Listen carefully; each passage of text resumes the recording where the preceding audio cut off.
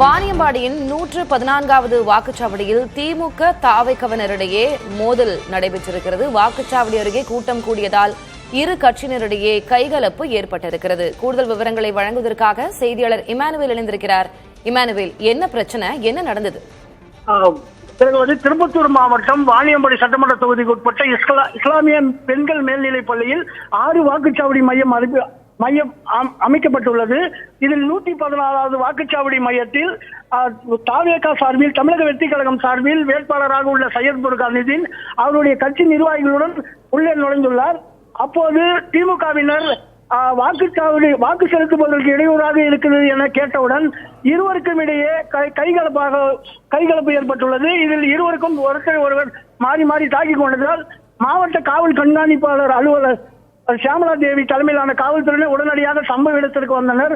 உடனடியாக தாவேகா வேட்பாளர் வாக்குச்சாவடி மையத்திற்கு முன்பாகவே தர்ணா போராட்டத்தில் ஈடுபட்டார். அவரை குண்டுகட்டாக தூக்கி வெளியேற்றினர்.